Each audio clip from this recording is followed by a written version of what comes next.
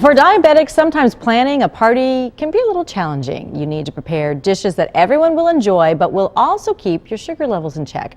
Spartan Stores has an entire section dedicated online to help people with diabetes. And today we're going to show you how to make a side dish that you can use for any party. Amy Sherman, as I almost knock everything over here, is a chef at Spartan Culinary Kitchen, which I think is a wonderful asset of the Spartan Stores, that anybody can take these classes and learn how to cook for themselves and things like that. They can learn how to make these dishes and everything else that's offered there. But what are we making today? Well, today we're doing a diabetic-friendly appetizer.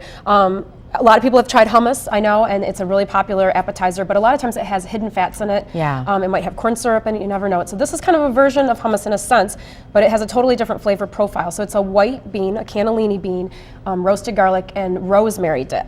And it's great for diabetics because it's very high in protein, which is one of the things that's important, and it's low in the carbohydrates. And if you have a really great protein level, which you get from the beans, then you're not going to have the rise and the fall in your blood sugar. It's a good point to make. Canned beans are great. Any brand of canned beans is fine. The trick to the canned bean is you want to put them in a colander and rinse them off. And what that does is it rinses off the soluble sugars of the beans. And that gets rid of a lot of the extra sodium. It gets rid of that kind of canned taste, and it also gets rid of the stuff that gives you gas. So that's the trick. I like that. That's the best thing we've learned all day. Right. So just rinse your beans and you're going to be so happy with them. Well, let's start the recipe. Sure. Why don't we turn the stove on? Okay. And what I have over here, you want me to do that? Come on, chef.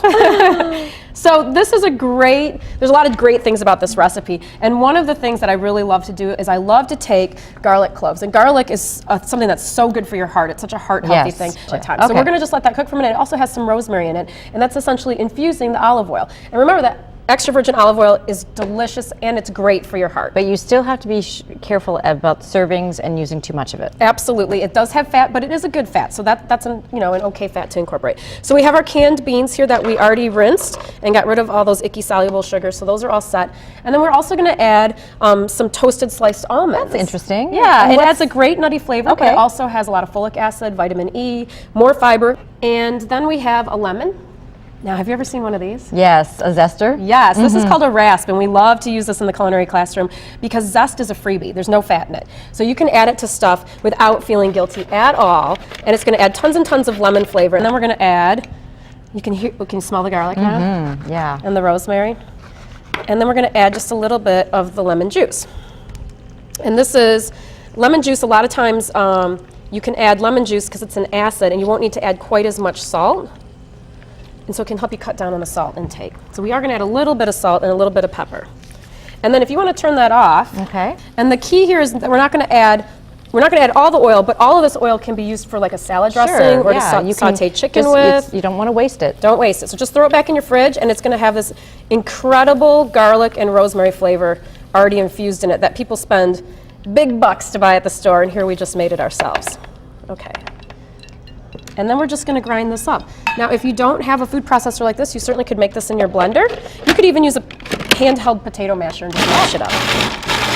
And it doesn't take very long, and that's the great. How many servings do you think you make out of this? Out of 1 can of beans, it's probably 6 to 8 servings. And that's one of the things that you need to remember, too, is that as much as we love hummus, you can't eat, a cup of it.